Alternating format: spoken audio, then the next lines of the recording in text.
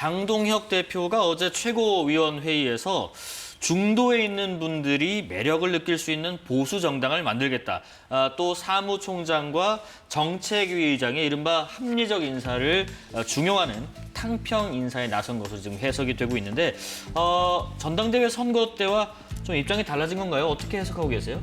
정당이 가장 받을 수 있는 국민들이 가장 엄격하게 평가받는 거는 공직선거입니다. 예. 지금 이제 앞으로 있을 가장 큰 공직선거는 내년에 있을 지방선거인데요. 그렇죠. 장동혁 대표 입장에서는 공직선거에서 이기지 못한다면 본인의 위치 자체가 지금 존립의 위기에 처해 있는 거거든요. 그렇기 때문에 장동혁 대표는 어떻게 하면 지방선거를 이길 수 있을까 생각할 수밖에 없는 상황인 겁니다. 그러려면 어떻게 하든 지금 현재 국민의힘이 지지율이나 국민의힘 지지층은 많이 줄어들었기 때문에 결국 공직선거에서 이기기 위해서는 중도층의 확장을 해야만 이길 수 있는 상황이라서 이런 인선을 했다고 생각을 합니다. 물론 앞에 놓인 길이 만만치 않을 겁니다. 장동혁 대표 같은 경우는 전당대회에서 너무나 많은 공약들을 했습니다. 저는 이걸 어음이라고 생각을 하는데요. 네. 지금 그 어음을 상환을 하라고 주장하는 지지자분들이 굉장히 많습니다. 거기다가 지금 중도에 있는 분들은 장동혁 대표가 지금 전당대회 때 보였던 모습이나 언행 자체에 대해서 갑자기 중도로 돌아서면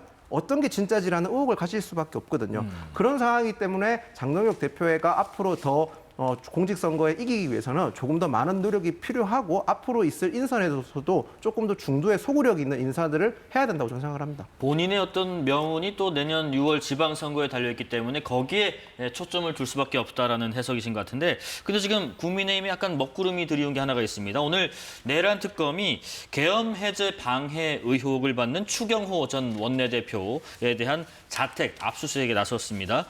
추 의원은 계엄 당시에 윤 전 대통령과 통화를 전후로 의원들의 집결지를 당사, 국회 이렇게 여러 번 바꿔서 국민의힘 의원들 일부만이 계엄 해제 투표에 참여하겠다는 의혹인데 이 부분에 대해서 장동혁 대표는 과도하다. 결국에는 야당이 일하지 못하게 하는 거다. 이런 비판을 제기하고 있습니다. 어떻게 생각하세요? 근데 저는 이런 비판은 굉장히 무의미하다고 생각합니다. 그러니까 이게 특검의 수사를 전체적으로 뭉뚱그려서 특검 수사가 마치 전적으로 야당 탄압을 위한 목적이다라고 정치적인 프레임을 씌우는 건데 내용은 굉장히 명확하거든요. 그때 당시에 원내대표였던 추경호 전 원내대표가 윤 전 대통령과도 통화를 했고 그 계엄 당일에 그 전에는 한덕수 전 총리와도 통화를 했고 대통령실 정무수석과도 통화를 했습니다.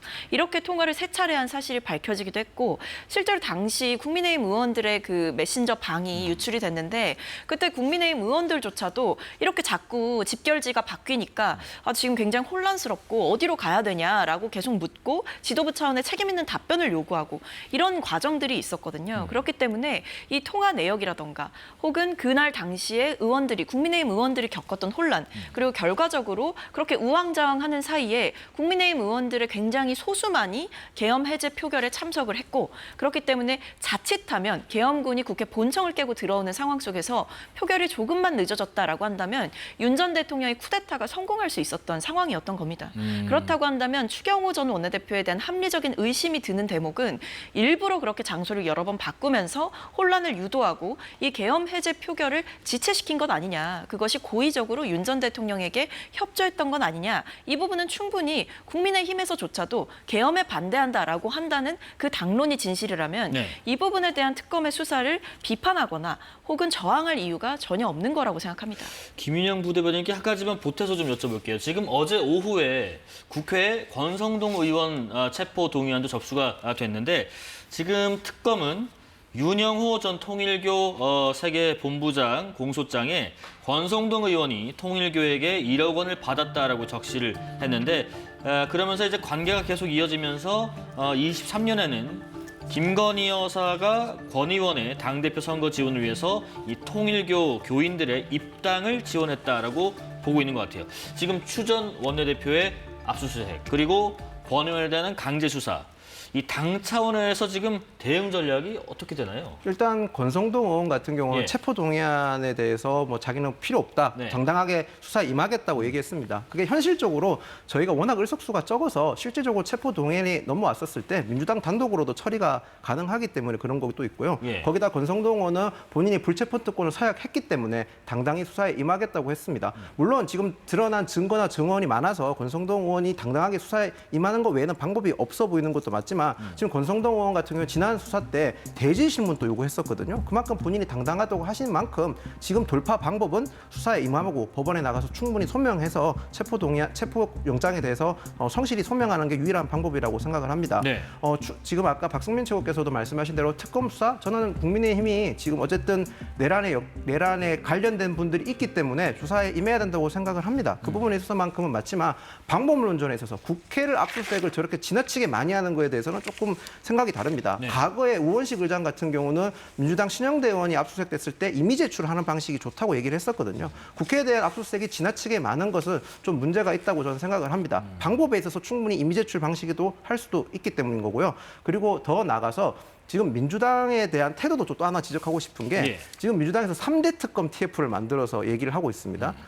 특검 조사라는 게 어찌 보면 공정하게 보이는 것도 좀 중요하다고 생각을 합니다. 정치권 수사에 있어서만큼은 어찌 보면 가장 자칫 잘못하면 야당 탄압처럼 보이기가 쉽지 않습니까? 그렇게 그걸 막기 위해서라면 공정한 수사도 중요하지만 공정하게 보이는 것도 중요한데 지금 민주당은 3대 특검 TF를 만들어서 특검을 마치 지원하는 것처럼 보이고 있거든요. 이번 특검은 민주당이 발의했는 특검입니다. 저희 입장에서는 특검이 과도하게 들어왔을 경우에는 특검의 공정성에 대해서는 언제든지 문제 제기를 할 수밖에 없는데 특검 TF까지 만들어서 그렇게 활동하면 저희 지지자나 저희 진영에 계신 분들 입장에서는 그게 공정하지 않을 수 있다는 주장을 할 수밖에 없다는 점 말씀드리겠습니다. 임의 제출 형식으로 받는 방법도 있고 또 하나가 지금 말씀하신 대로 3대 특검 TF를 만든 것 자체가 이 두 가지가 다 어떤 입법부와 사법부 간의 어떤 이런 관계에 있어서 마치 독립성을 침해할 수 있는 이런 우려에 대해서 의견을 표명해 주셨는데 어떻게 생각하세요? 근데 사실 특검의 압수수색을 통해서 좀 밝혀지는 진실들이 있죠. 뭐 네. 대표적으로 권성동 의원 같은 경우에도 이제 압수수색을 했을 때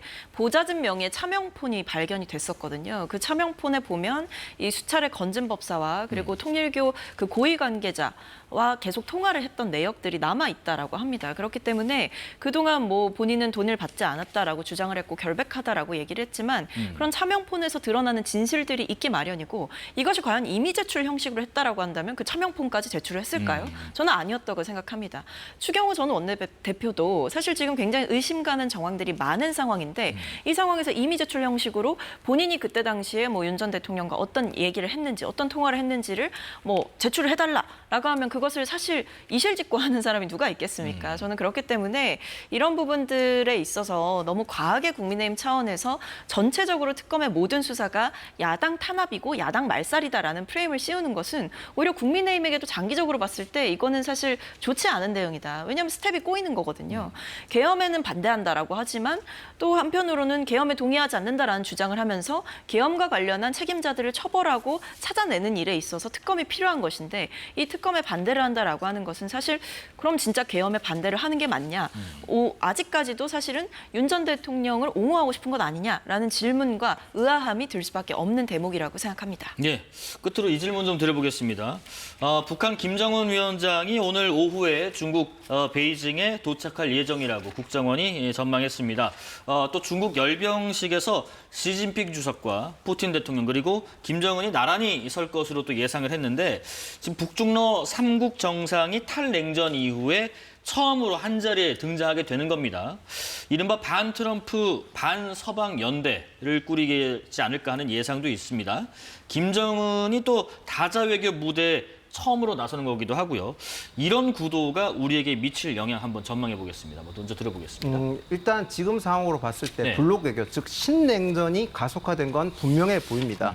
우리 입장에서는 좋든 싫든 선택을 강요받게 될 거라고 생각을 합니다. 네. 그런데 지금 저는 걱정되는 게 이재명 대통령께서는 충분히 실용외교를 보인다고 저는 생각을 합니다. 그런 점에서는 굉장히 다행스럽게 생각을 하지만 지금 민주당 분들이나 진보 진영에 계신 분들 중에서 본인의 신념을 가지신 분들이 굉장히 많습니다. 과거에 죽창가를 외치셨던 분도 계시고 반미 성향에 계신 분도 분명히 있습니다. 그런 분들이 우리나라 외교에 있어서 실용외교를 표방하시는 이재명 대통령 행보에 대해서 본인들의 신념을 가지고 외교에 외교에 간섭하면 안 된다는 점 당부의 말씀으로 올리겠습니다. 네, 박성민 최고위원님 의견 듣겠습니다. 근데 뭐 지금 여당에서 이재명 대통령의 외교 노선에 대해서 비판하고 계신 분은 안 계시다고 생각하고요. 뭐 다 이제 협조하고 동의하고 있는 상황입니다.